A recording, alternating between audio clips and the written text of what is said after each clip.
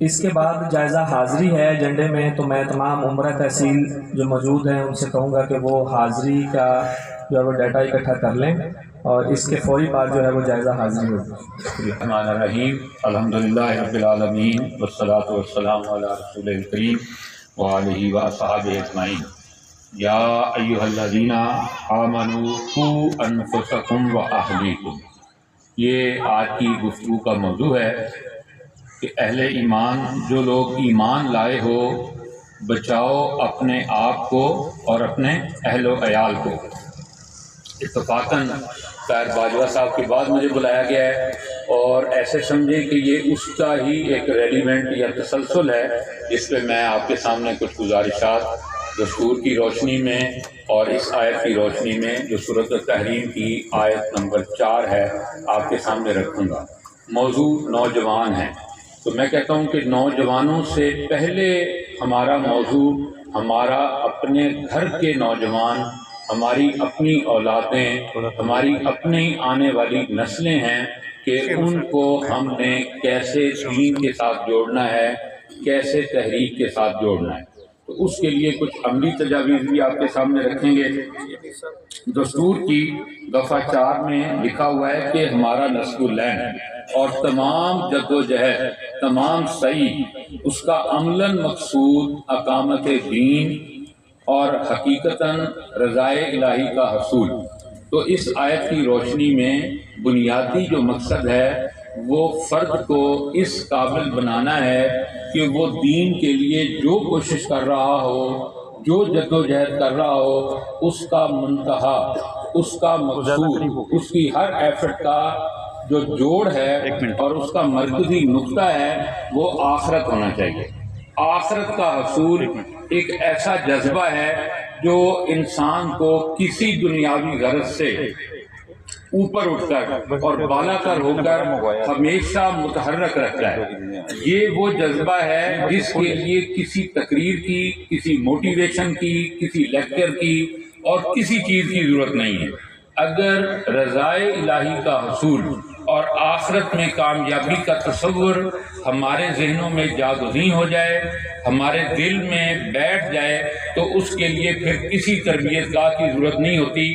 وہ ایک تربیت گاہ ہماری ذات کے اندر ہی چل پڑتی ہے اور وہ ہمیں ہمدم متحرک رکھتی ہے۔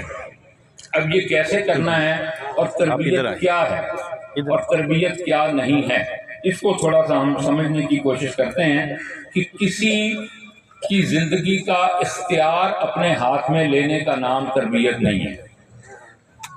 دوبارہ ذرا توجہ فرمائیے گا کہ کسی کی زندگی کے اختیار کو اپنے ہاتھ میں لینے کا نام تربیت نہیں ہے۔ کسی کی مرضی کے خلاف، کسی جبر سے یا کسی لالچ کے ساتھ اس کو کسی اچھے کام پر آمادہ کرنا یا کسی غلط کام سے روکنا، یہ بھی تربیت نہیں ہے۔ اسکل ڈیولپمنٹ کا نام بھی تربیت نہیں ہے کہ اس نے بہت سیکھ لیا ہے، بہت اچھی گفتگو کر رہا ہے، بہت اچھا کلام پڑھ رہا ہے، نہیں۔ ایون کہ آپ یہ سمجھیے کہ حفظ کر لینا اور دینی معلومات کا بہت زیادہ ذخیرہ اکٹھا کر لینا، کچھ بچے ہوتے ہیں نا بالکل ایک انسائکلوپیڈیا سا بن جاتے ہیں۔ آپ ان سے سیرت کا کوئی سوال کر لیں، آپ قرآن سے متعلق کچھ سوال کر لیں، وہ ہر سوال کا جواب تیار ان کے پاس موجود ہوتا ہے۔ دیکھیے، دین، تربیت اور تزکیہ یہ جنرل نالج ہے، کوئی کمپٹیشن نہیں ہے۔ دوبارہ اس بات پہ میں فوکس کرتا ہوں کہ دینی معلومات کا بہت زیادہ حاصل ہو جانا، قرآن کی صورتوں کے نام، اس کا مرکزی خیال یاد ہو جانا، بہت ساری سیرت اور صحابہ کے بارے میں معلومات اکٹھی کر لینا، یہ تربیت نہیں ہے۔ تربیت کیا ہے یہ ابھی ہم دیکھتے ہیں۔ آداب، مینر سکھانے کا نام بھی تربیت نہیں ہے۔ بظاہر سمائل، خوش اخلاقی کا رویہ اور ہنستے ہوئے ملنا، یہ بھی تربیت نہیں ہے۔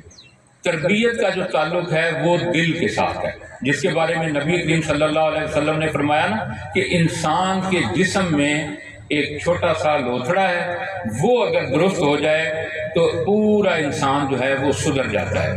تو تربیت کے جو ڈائمنشنز ہیں جو ہمارے مربین نے ہمیں بتائے ہیں وہ کیا ہے؟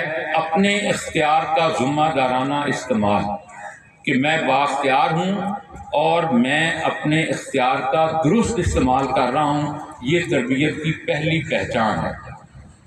تربیت کی پہلی پہچان اپنے اختیار کا درست استعمال، اور دوسرا اس کا سب سے بڑا جو ہے علامت جو ہے وہ نیتوں کا پاکیزہ ہونا۔ میں ہر آدمی سے مسکرا کے مل رہا ہوں، لیکن میری نیتیں اور انٹینشن کیا ہیں؟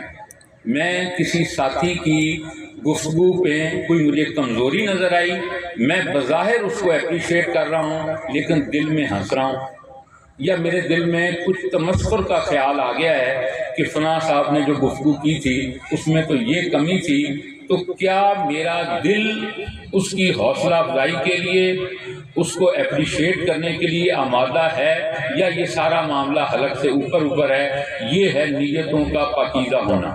میں بظاہر مسکرا کے مل رہا ہوں